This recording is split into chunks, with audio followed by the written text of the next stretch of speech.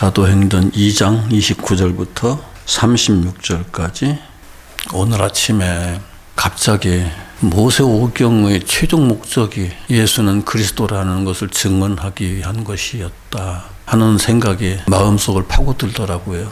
모세오경의 최종 목적이 예수는 그리스도다라는 증언이었다. 그런데 사도행전 2장에서 성령이 제자들에게 오신 목적이 예수는 그리스도라는 것을 증언하게 하려고 오셨다. 그리고 성령이 제자들에게 임하자 가장 먼저 제자들이 사람들을 향해서 외친 내용이 예수는 그리스도다 하는 거였어요.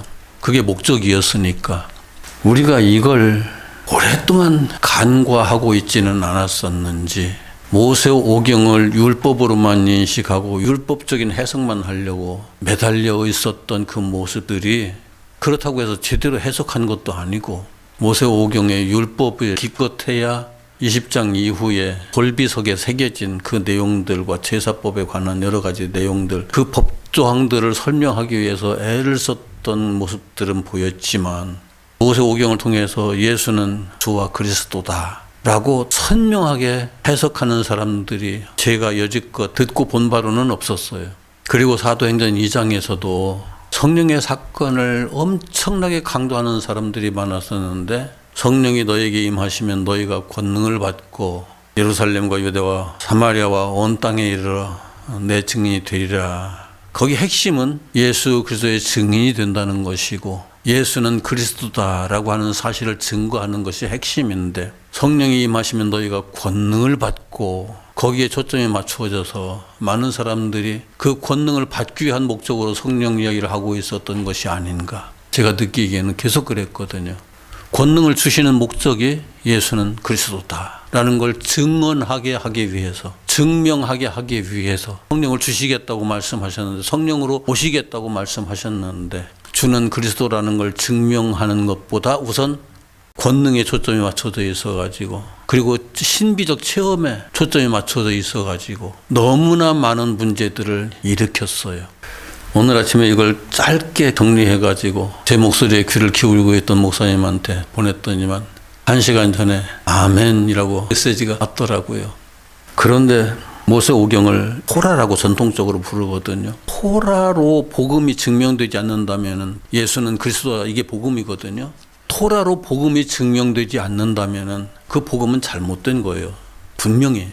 왜 그런가 하면은 모세오경이 복음의 근본이고 바탕이 되고 복음의 모든 것이 모세오경이에요, 알고 보면. 그런데 모세오경을 복음주의 때문에 복음주의자들이 모세오경이 복음이야 라고 설명을 하지 못하고, 모세오경은 율법이야, 그러기 때문에 복음과는 배치되는 거야, 예수께서 율법을 십자가로 다 폐하셨어, 그리고 우리는 예수만 믿으면 돼 라고 잘못 설명을 했어요.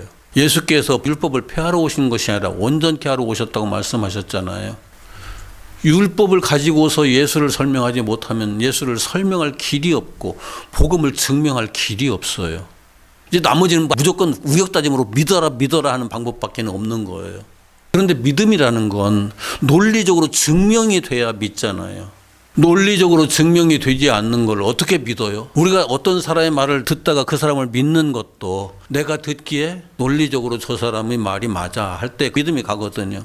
그렇지 않으면 그 사람도 못 믿고 그 사람 말도 못 믿어요. 믿을 수가 없어요. 우리가 어려서부터 배우는 것은 어떤 사람들이 하는 말을 통해서, 아니면 글을 통해서, 무엇을 통해서든지 논리적인 흐름을 계속 배운다고요. 알고 보면은 수학도 논리적인 흐름이고 언어학도 논리적인 흐름이거든요. 문학도 논리적인 흐름이에요. 논리적인 흐름을 이해하지 못하면 우리는 번번이 사기를 당하고 번번이 자기 자신에게 스스로 속을 수밖에 없는 상황이 발생하는 거예요. 나 자신에게도 속고 다른 사람에게도 속고, 다른 사람이 나를 속이려면은 누구를 먼저 속여야 될까요? 그 사람이 나를 속이려면 자기를 먼저 속여야 되고, 그 거짓말이 확신 속에서 나와야 내가 들어보면서 저 사람이 확신 속에 말하고 있네 하는 방향으로 접근해 가면서 믿음에 이르게 되거든요. 그런데 논리가 영 엉망진창이면은 그 사람이 아무리 달변가로서 말을 늘어놓아도, 우리가 달변가들에게 참 빠지기 쉬운데, 그 옛날에 시장에 나와서 약 파는 약장수들 있잖아요. 얼마나 달변가예요. 오만 얘기 다 끌어다 붙여가지고 그 약을 선전하는 데 쓰잖아요. 그런데 거기에서 나는 듣다 보면은 논리가 엉망진창이라는 것을 확인하게 되거든요. 그런데 시골 아줌마들은 그 얘기에 빠져가지고 폭 빠져가지고 그 하는 말들이 전부 다 사실인 것처럼 받아들이더라고요. 그러면서 약을 넣어두나도 막 사가요. 참 재미있는 현상이죠. 배우지 못하면, 스스로 깨닫지 못하면 나타나는 현상이에요. 누구에게나. 오랜 세월 유대인들이 성경을 그렇게 듣고 배웠어도 이 부분에 있어서 정말 명철하지 못한 부분이 있었거든요. 그래서 율법주의자들에게 이리저리 끌려다니면서 살았는데, 예수께서 십자가에 달려 죽으실 때가 6월절이었었거든요. 이제 6월절을 이스라엘 백성들은 또 무교절이라고도 부르거든요. 출애굽할 때 애굽에서 떠나기 전에 누룩이 섞이지 않은 빵을 만들어 먹으라고 하나님이 명령하셨기 때문에 6월절을 무교절이라고도 표현을 해요. 이제 급하게 만드니까 발효를 시키려면 시간이 걸리잖아요. 그러니까 밀가루만 그냥 반죽해가지고 떡 만들었던 것이 무교병이었던 거죠. 그래서 무교절이라고도 얘기를 해요. 예수님께서 6월절 기간에 십자가에 달려 죽으셨다가 사흘 만에 다시 살아나시고, 살아나신 후로부터 50일 후에 약속하셨던 대로 제자들에게 성령이 임했거든요. 성령이 오셨는데 성령이 어떤 이상한 영이 아니라, 성경에는 예수 그리스도의 영이라고 말하잖아요. 예수 그리스도의 영. 성부, 성자, 성령에서 예수와 다른 어떤 영이 아니라 예수 그리스도가 영으로 오신 것이 성령이에요. 거기에 다른 이론을 붙이기 시작하면은 그 사람은 성경을 처음부터 잘못된 방향에서 보고 있었던 거예요. 자, 꼭 기억합시다. 하나님이 말씀이시고, 말씀이 하나님이시고, 그 말씀이 육신이 되어 오신 분이 예수님이시고, 그 말씀이 다시 영으로 오신 분이 성령이에요. 그래서 우리는 말씀하면은 창세기부터 계시록까지 요거 들고 이게 말씀이야, 이런 1차원적인 얘기는 하지 말고, 말씀이 하나님이시고 예수님이시고 성령님이시고, 온 우주가 그 말씀에 의해서 이루어져 있고, 온 우주가 그 말씀대로 지금 역사가 진행되고 있는 거고, 이런 것들을 정확하게 이해를 할 수 있어야 오류에 빠지지 않아요. 뭘 보더라도. 그동안에 복음주의에서 율법을 무시하듯 해버린 경향이 있거든요. 너무 오랜 세월 동안. 율법을 무시하면은 결국은 예수가 그리스도라는 사실이 증명될 수가 없어요. 예수가 그리스도라는 것이 증명되기 위해서 율법이 필요했던 거죠. 그래서 사도행전 18장 봅시다. 사도행전 18장. 성경을 제대로 좀 아는 게 필요한데, 18장 1절에서부터 10절까지 쭉 같이 봅시다. 18장 1절에서부터 10절까지 시작. 그 후에 바울이 아덴을 떠나 고린도에 이르러 아굴라라 하는 본도에서 난 유대인 한 사람을 만나니, 글라우디오가 모든 유대인을 명하여 로마에서 떠나라 한 고로, 그가 그 안에 브리스길라와 함께 이탈리아로부터 새로 온지라 바울이 그들에게 가매 생업이 같으므로 함께 살며 일을 하니, 그 생업은 천막을 만드는 것이더라.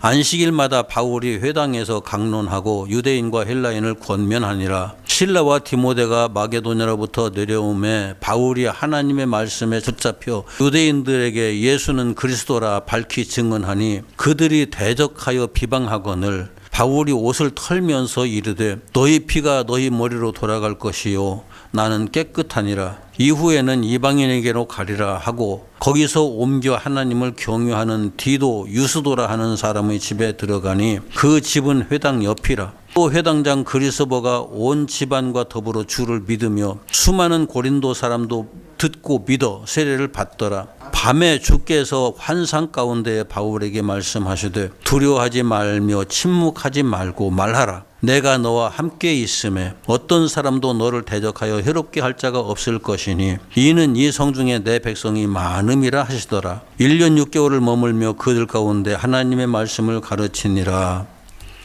바울이 지금 전하고 있는 것은 예수가 그리스도다라는 것이 핵심이에요. 바울의 메시지의 핵심이에요.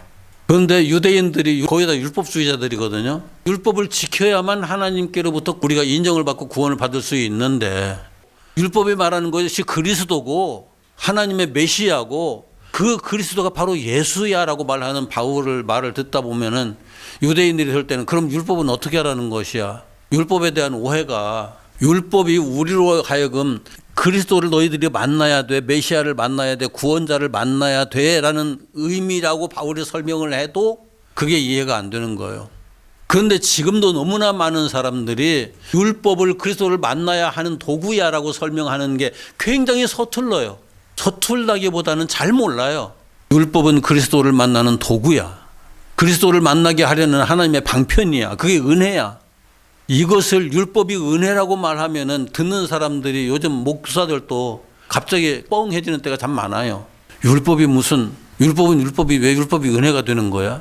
18장 24절부터 28절까지. 알렉산드리아에서 난 아볼로라 하는 유대인이 에베소에 이르니 이 사람은 언변이 좋고 성경에 능통한 자라. 그가 일찍이 주의 도를 배워 열심으로 예수에 관한 것을 자세히 말하며 가르치나 요한의 세례만 알 따름이라. 그가 회당에서 담대히 말하기 시작하거늘 브리스길라와 아굴라가 듣고 데려다가 하나님의 도를 더 정확하게 풀어 이르더라. 아볼로가 아가야로 건너가고자 하므로 형제들이 그를 격려하며 제자들에게 편지를 써 영접하라 하였더니 그가 가매 은혜로 말미암아 믿은 자들에게 많은 유익을 주니 이는 성경으로서 예수는 그리스도라고 증언하여 공중 앞에서 힘있게 유대인의 말을 이김이더라. 28절. 이는 성경으로서, 여기 성경이 뭘까요? 모세오경이에요. 모세오경으로서 예수는 그리스도라고 증언하여 공중 앞에서 힘있게 유대인의 말을 이김이더라. 유대인들도 거기다 모세오경에 대한 전문가들이거든요, 알고 보면. 그런데 모세오경에 대해서 나는 잘 알고 있어 하는 사람들에게 모세오경을 다시 해석을 해가면서 풀어서 예수가 그리스도다라고 말하는데 다른 사람들이 반박을 못하는 거예요. 이게 중요한 거예요. 이게 성령이 오신 이유가 이것이었고 예수님께서 당신의 증인들을 세우신 이유가 이것이었어요. 그래서 토라를, 율법을, 모세오경을 성경이라는 말 때문에 참 문제가 많아요. 나는 가끔 가다가 목사들에게는 한마디씩 해요. 16권이 다 성경이라면은 바울이 기록한 거 다 지켜야 되는데 여자들 예쁜 것 하지 마라. 교회 와가지고 여자들은 반드시 예배당에 올 때 노후를 쓰고 와라. 그래야 돼요. 그죠? 캐톨릭이 맞는 거예요, 그건. 근데 여자들 교회 와서 예쁜 것 하지 마라. 아니, 집에서도 예쁜 것 하지 마라. 여자들은 세상을 이끌어 나갈 만한 존재들이 못 되는 거예요. 그냥 그런 식으로 얘기를 해보면. 바울이 쓴 말이 100% 진리를 말한 것이 아니라 그 시대적 상황에 따라서 교회가 그 시대를 거스르지 않아야 복음이 전파되는 것이 문제가 발생하지 않기 때문에 그 시대적 문화를 거스르지 않게 하기 위해서 한 말들을 가지고 진리처럼 얘기해버리면 문제가 심각해지죠. 모든 기록된 말이 다 진리가 아니에요. 더군다나 하나님의 말씀이 우리들의 언어로 바뀌어가지고 우리가 쓰는 글 문자로 또 바꿔놨잖아요. 우리들의 언어가 진리를 표현하기에 합당한 언어인가요? 우리의 언어 자체는 진리를 표현하기에 합당하지 않아요. 재미있는 거였죠. 성경을 번역할 때 대부분의 영적인 언어들 아니면은 신앙과 관계된 모든 언어들이 성경을 번역하는 사람들이 새로 만들어서 쓴 걸까요? 원래 우리 민족들이 오랫동안 쓰던 용어들을 그대로 쓴 걸까요? 새로 만들어서 쓰면 그걸 어떻게 알아먹어요? 못 알아먹잖아요. 우리 민족들이 오랫동안 무속신앙을 통해서 불교를 통해서 여러 가지 종교적인 우리 문화 속에 자리 잡고 있던 용어들을 다 끄집어내다 성경에다 쓴 거예요. 그렇다면 이 성경은 지금 무속신앙을 얘기하고 있나요? 우리나라에 성경이 쉽게 안착할 수 있던 이유가 무속신앙의 신앙책, 불교신앙의 신앙책에 그 세계 속에서 다 끌어와 버려가지고 우리들의 너무 쉽게 알아들 수 있도록 번역이 돼서 기독교가 이 땅에 쉽게 안착할 수 있었던 거거든요. 더군다나 기독교를 이렇게 우리나라에 전파하려는 사람들이 가는 곳마다 사람들 모아가지고 한글 교실을 만들었어요. 지금 한글 교실이라고 표현을 하지만 그때는 글자를 안 가르치면 성경을 못 읽잖아요. 우리나라 사람들이 90% 이상이 글씨를 모르는 사람들이에요. 그때 당시만 해도. 그런 사람들의 글씨를 가르쳐 줘야 성경을 읽게 할 거 아니에요. 그래서 대한민국 국민들을 깨운 건 처음에 우리나라에 들어와서 복음을 전하는 사람들이었어요. 외국인들이 와서 한글 가르칠 수 있나요? 못 가르치잖아요. 우리나라 사람들이 직접 성경을 번역을 했어요. 외국 사람들이 번역을 한 게 아니고 성경을 번역을 해가지고 그 사람들이 우리나라의 구석구석을 돌아다니면서 그 성경을 가르치기 위해서 사람들을 한글을 가르쳐줬다고요. 한국이 전 세계 어느 나라보다도 빨리 문명적으로 깨우칠 수 있었던 그 이유 중에 하나가 선교사들 때문이에요. 이 기독교 복음 때문이에요. 캐톨릭도 오랫동안 하지 못했던 걸 개신교가 그렇게 했다고요. 그런데 읽어보니까 우리가 여지껏 쓰던 말들이거든요. 전혀 새로운 말이 아니라 쓰던 말들 쫙 열거해가지고 그걸 하나님께로 예수 그리스도에게로 연결시켜 주니까 어렵지가 않았던 거죠. 하나님이란 말은 없던 말을 우리가 지어서 썼나요? 하나님이란 말도 예수를 믿기 전부터 다 써먹었던 말이에요. 기독교가 이 땅에 들어오기 전에도 하나님, 하늘에 계신 분 하나님이거든요. 그런 것들이 너무나 쉽게 와서 이해가 될 수 있도록 다 번역을 그렇게 해놓고 언어를 그렇게 구사하니까 우리나라에 복음이 쉽게 들어올 수 있었던 건데, 거기에 이제 성령께서도 그들 마음속에 함께 하셨겠죠, 당연히. 왜요?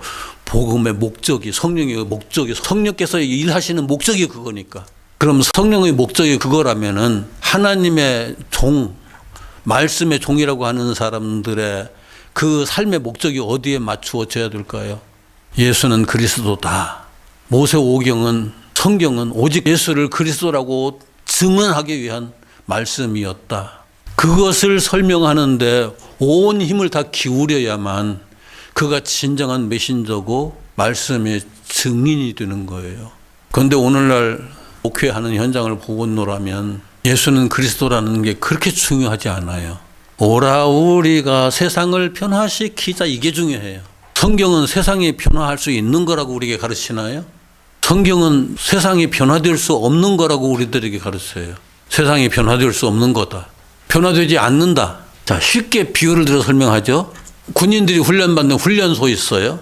군인들이 훈련받는 훈련소를 깔끔하고 아무것도 없도록 깨끗하게 들어가다 보면 와, 넓고 팽팽하고 좋으네, 그렇게 만들어 놓으면 거기 훈련 받을 수 있나요, 없나요? 거기서 1년을 머물다 나와도 그 군인은 군인 역할을 할 수 있을까요? 이 땅은 하나님의 백성들이 거듭나서 하나님 나라로 들어가야 하는 영적 훈련장이기도 하고 전쟁터이기도 해요. 이 훈련장에서 훈련 도구들을 다 제거해 버린다면 우리는 훈련받을 길이 없어요. 그런데 훈련을 너무 빡시게 받다 보면 하나님 힘듭니다 하기도 하죠. 그런데 빡시게 훈련하는 이유가 뭐냐면 내가 이 세상을 이겨야 할 사람이 되어야 하기 때문에 그런 거예요. 세상을 이겨야 할 사람이 되어야 하기 때문에. 여기에서 몇 가지 확인하고 갈 게 있어요. 율법에 부활이 있어요? 율법에 부활이라는 개념이 있는가요? 최소한 이거 하나만큼은 확인하고 오늘 말씀을 마쳐야 될 것 같은데, 율법에 의하면은 죄인만 성전에 올 수 있어요. 죄인이 아닌 사람은 올 필요가 없어요. 우선 죄를 지은 사람, 하나님의 백성에서 끊어지게 생긴 죄인만 들어와라 했으니까. 그런데 올 때 뭘 가지고 오라고요? 제물을 가지고 와라. 제물을 가지고 와라. 왜요? 제사를 드려야 되니까. 속죄의 제사를 드려야 되니까. 내가 죄인이라는 것을 하나님 앞에 면탈 받기 위해서, 그 속죄 받기 위해서, 쉬운 말로 그냥 속죄 받기 위해서 제물을 가지고 오는데, 제물과 내가 이제 동행을 하잖아요. 동행을 해서 성전에 왔어요. 성전에 와서 제물에게 안수하고 내 죄를 다 넘기고 내 생명도 나라고 본질을 다 넘겨버리고 그 제물을 내가 잡죠. 제사장이 잡는 게 아니라 내가 잡아요.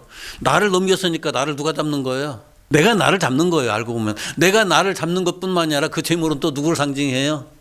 예수를 상징하잖아요. 내가 예수와 나를 내가 죽이는 거예요. 이게 우리가 회개하는 일이고요. 내가 회개하는 건 예수를 십자가에다 못 박는 것, 그리고 나도 예수와 함께 십자가에 달려 죽는 것, 이게 바울이 표현한 거거든요. 내가 그리스도와 함께 십자가에 못 박혔나니, 내가 예수와 함께 십자가에 못 박혔다, 나를 예수 그리스도와 함께 십자가에 못 박았다, 똑같은 표현을 바울은 써요.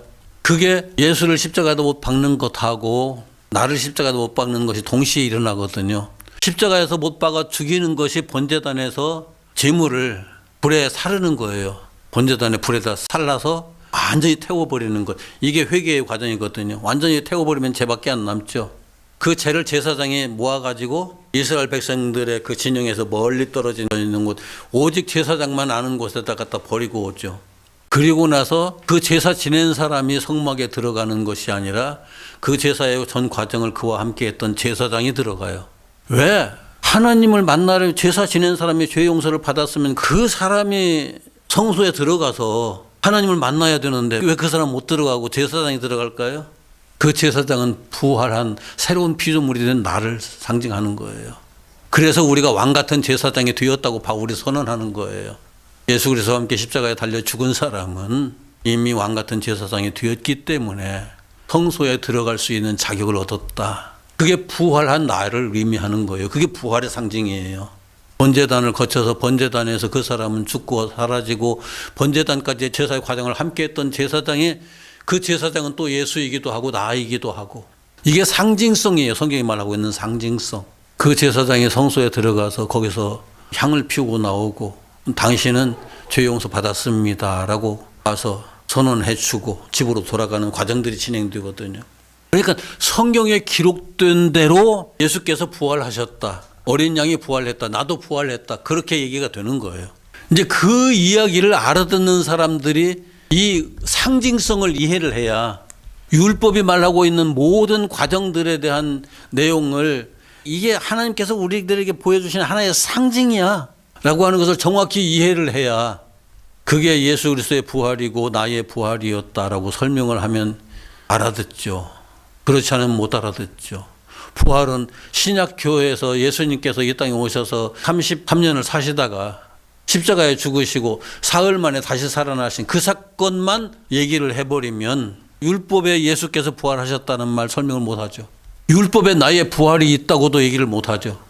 오순절에 예수께서 성령으로 다시 오신, 내가 다시 오마라고 약속하신 그대로 다시 오신 그 목적이 그들에게 이 놀라운 비밀을 깨닫고 확실하게 깨닫고 이것을 증언하는 증인들이 되게 하기 위해서 오신 거고, 그래서 6월절 성령이 그들에게 오셨을 때 그들은 다 똑같이 나가서 외치기를 예수는 그리스도다, 예수는 그리스도다, 예수는 메시아다, 우리에게 오신 구원자다라고 모세오경을 다시 풀어서 성도들에게 설명을 해줄 수 있었던 거예요. 그 전에는 성경을 이렇게 풀어줄 수 있는 깨우침이 그들에게 없었어요.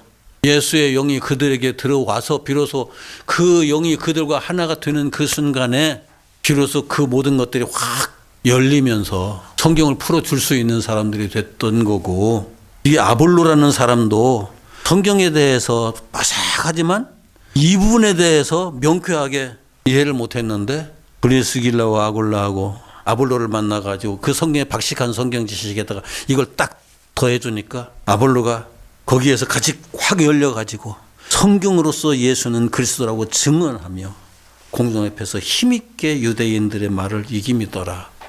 그래서 성경에 대해서 유식하다는 것은 성경을 딸딸딸딸 외운다가 아니라 성경이 처음부터 말하고 하는 의도가 무엇인지를 바르게 깨닫는 것이 성경에 대해서 유식해지는 거예요. 성경을 100독 했다는, 500독 했다는 사람, 1000독 했다는 사람들 만났어도 그 사람들은 성경 딸딸딸 외우면서 어떤 구절 가지고 막 이런 얘기 저런 얘기를 막 엄청나게 벌려놔요. 그런데 그 성경이 말하고 있는 딱 한 가지, 예수는 그리스도야, 이걸 증명하는데 힘들어해요. 다들 힘들어해요. 왜요? 성경의 흐름이 무엇을 의미하는 것인지 이해를 못하기 때문에 그래요. 성경의 구절 몇 가지만 붙들고서 와 이렇게 하면 우리가 복 받는데, 이렇게 하면 우리가 잘 사는데, 이렇게 하면 우리가 형통하게 되는데 등등 이상한 짓들만 계속 하고 있는 거예요. 성령이 오시면 권능을 받는데 그 내용 가만히 듣다 보면 아 우리가 욕심쟁이구나 하는 것만 확인하게 돼요. 만약 우리가 예수 믿는 사람으로서 조금이라도 성경에 대해서 진리에 대해서 말하고자 한다면, 그래 말해야 될 사람이라고 생각한다면 그렇게 그 내용을 정확하게 이해하고 그 이해한 믿음을 지키는 사람이라고, 그런 사람이라고 이해를 한다면 사도행전 18장 28절 이는 성경으로서 예수는 그리스도라고 증언하여 공중 앞에서 힘있게 유대인들의 말을 이깁니다라, 예수는 그리스도라 하고 증언할 수 있는 그런 사람이 돼야 돼요. 그런 사람이 돼야죠. 설교한다고 성경 말씀 한 군데 읽어놓고 나서는 온갖 인간의 욕심에다 초점을 맞추어서 떠들어대는 그건 설교가 아니고 사람들의 영혼을 잡아먹는 인간이에요. 영을 사망에 이르게 하는 사람들 뿐이에요. 내 영을 지키려면 내가 하나님의 말씀이 무엇인지 알아야 돼요. 내가 하나님의 말씀을 모르면 나는 망하는 사람이 되고 말아요. 내 백성이 무엇을 몰라서 망한다고 여러 번 얘기했잖아요. 내 백성이 나를 몰라서 망한다. 말씀을 몰라서 망한다. 내가 하나님의 백성이라고 큰소리 빵빵 치지만 하나님을 알지 못하는 하나님의 백성이 있을 수가 없어요. 말씀을 알지 못하는 하나님의 백성이 있을 수가 없어요. 그래서 말씀을 배우기 위해서 힘써야 돼요. 힘을 써야 돼요. 다른 거 모든 걸 다 잃더라도 그래야만 이 땅에서 육신의 삶을 마치는 그 순간에 영의 사람으로서 하나님 나라의 그 백성으로서 그 아들이 되어서 그 나라에 들어가는 사람이 되죠. 오후 시간에 계시록 계속해 가면서 이 땅의 지식이 얼마나 허망한 것인지 좀 생각해 보도록 하겠습니다. 기도합시다.